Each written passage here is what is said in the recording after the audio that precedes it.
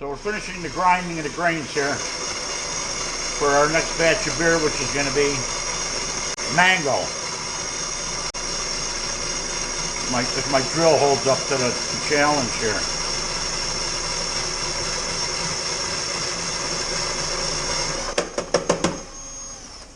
And that's it for that. And we want 1 pound of flaked oats, just for that nice mouthfeel that we can get out of that. And then that's the end of that grain bill. It's in the bucket, and we'll be ready to brew in the morning. I'll let my water sit out for almost 40 hours, 48 hours here. Dechlorinate, all that stuff, and plus I put the metabolite sulfate in there. Why wouldn't I? So there's 1 pound of flaked oats. Got to go on the sheet.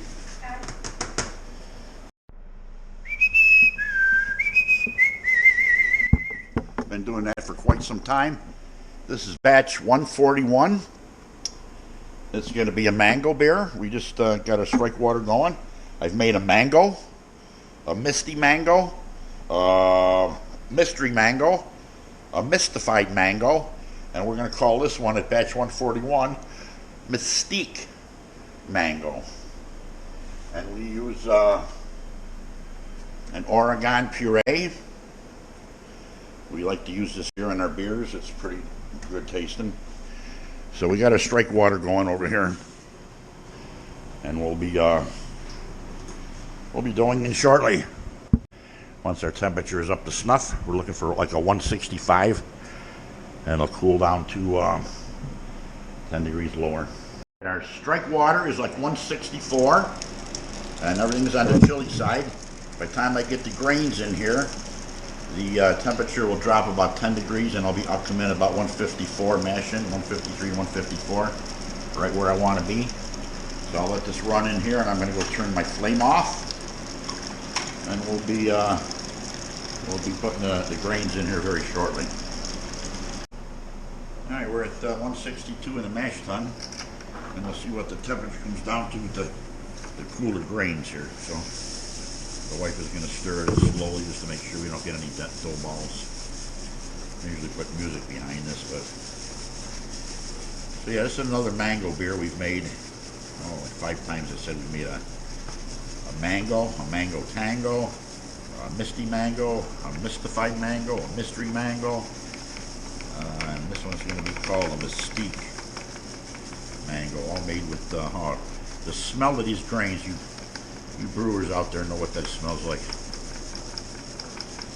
Little bug trying to get in there. Yeah, you can get little bugs in there every now and then, but they'll die off in the boil if that's the case. So we got like 7 pounds of 2-row. We have a pound of white wheat. We have a pound, this is just off of my memory, the red, not red wheat, but Puree red. And then there's some Maris Otter in here. There's some flaked oats in here. And the smell is just friggin' fantastic.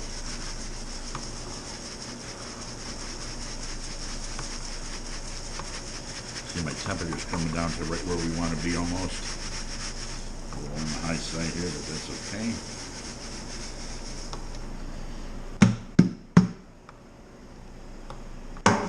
That's out of the way.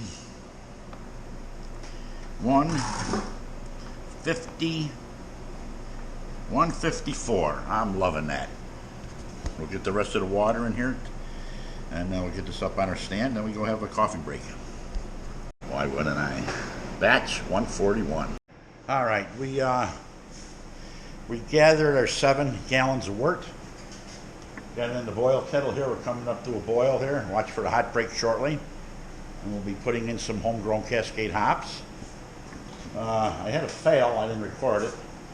My little cart that I made over here to roll my sanitizers and stuff around with had a flat tire. I lost a nut. The bolt come off, and the thing fell over, and I couldn't roll it, and that's too heavy to roll around, or to carry yourself, so I had to find a nut and put it all back together. Here's our spent grains from today's mash. They're in there. We had about 13 pounds roughly in there, someplace in there. So yeah, this mango beer is on its way. And she'll be putting the hops in shortly. First edition is homegrown Cascade. And the wife just went down to the basement to pull them out of the freezer. I'll get the hop basket in here and we'll be on our way. In go 1 ounce or 3 ounces of homemade Cascade hops. Wife's putting them in. Don't want none to miss the basket. It'll plug my nozzle if it missed the basket. And she did a good job. You did. You're good. So 3 ounces of Cascade hops are in on the mango beer. Get the name of the beer. I don't want to say it 1,000 times like I normally do. So it's a good thing I forgot the name. But I know it's a mango beer. So she gets 3 ounces of the homegrown hops are in. I'm trying to find my spoon.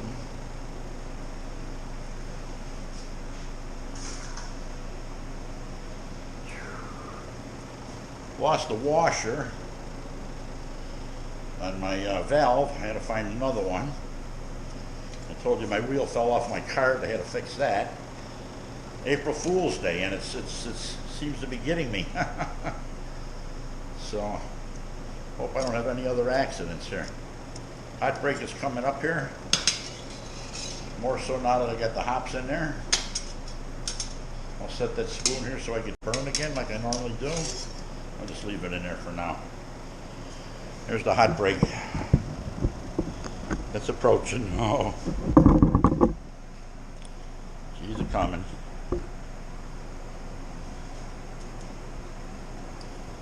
$10.43 pre-boil. So she should finish at, after boil I'm going to get, oh shit, 1050, close to 1050 I'm going to guess. Before she hits the fermenter. We'll be fermenting with USO 5 yeast today, if I haven't said that already. Set a timer, 45 minutes. Timer set for 45 minutes. Thank you, Suri. Oh, those fresh leaf hops smell so good. They were from 2022 or 20? These were from 2021. So there goes the hot break. The foams have fallen in there. I can just push that to the side there, the bubbles there. And that's done for that. And on with the vigorous boil for 45 minutes until the next addition of hops, which will be Citra. And a 45 minute, after a 45 minute, 15 minute flame out type addition. Citra hops, 1.5 ounces in the last 15 minutes, they're in. On timer, last 15 minutes, I heard it. Cupful of Irish moss is in.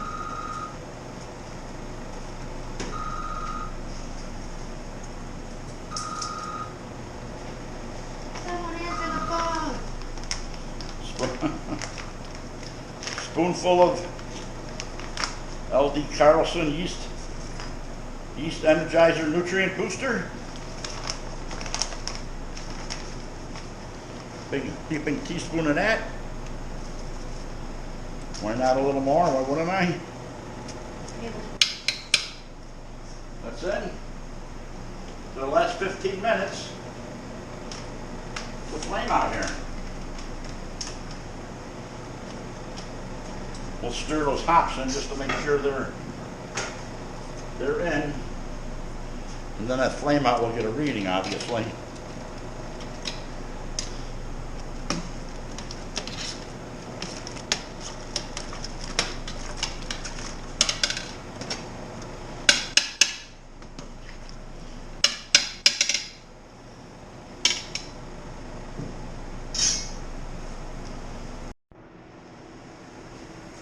Alright, we took this to the limit. My gas has run out. My 60-gallon tank. I got like 25 I forget, 25 brews out of it or so.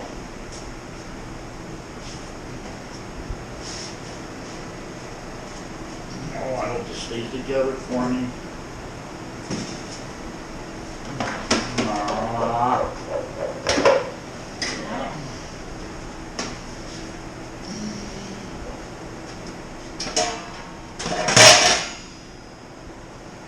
So we're at flame out here, literally, because the gas has run out. It's done its thing. Whew. I need a can and stuff. Oh. So we got our Wort down to 75 here. And that's good enough. We're going to go ahead and get the transfer going here into the bucket. I washed the spigot already. That's the color of the mango. It's almost mango-ish color. Make sure my spigot is closed. It probably isn't, but I'll watch that for a minute. I'm going to turn my wood chiller off.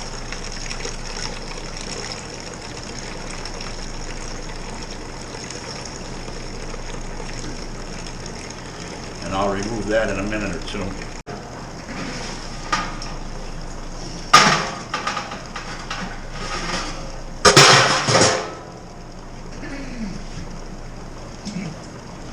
So I'll re-sanitize the package of mango in my hands, obviously.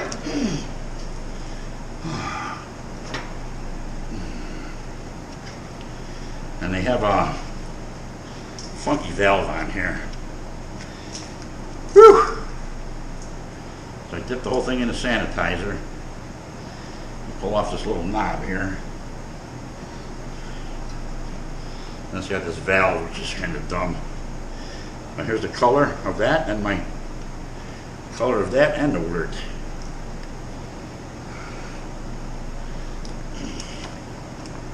We're gonna have to take this cover off. Then you got this valve, and out she comes. Look at the colors, same colors. Mango, meet mango. How's that for a color, see it? Pretty close. Yeah, if the A camera's little picking more that up. orangey on the mango juice, but yeah, pretty darn close.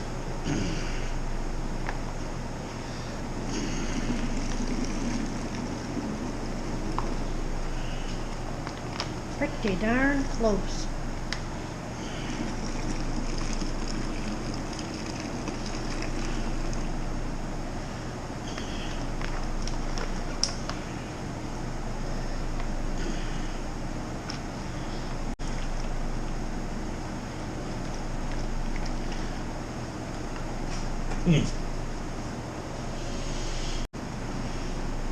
And it was at 10:53 after boil.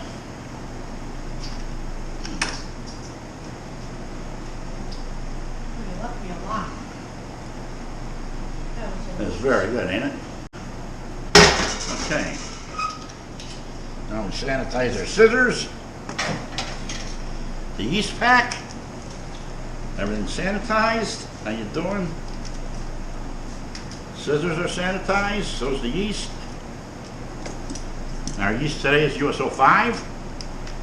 And this mango. What's the name of this mango beer? Mystique. Mystique mango. That's in. Soon to be our cover and our airlock. Oh, it's going to be a good beer. It really is. Every time they make this one, it's one of our favorites. And like I say, this is the 5th or 6th time it's being made. So, we'll get this closed up here. And we'll wash our kettle down and we're done. Bubbler's in, the yeast is in.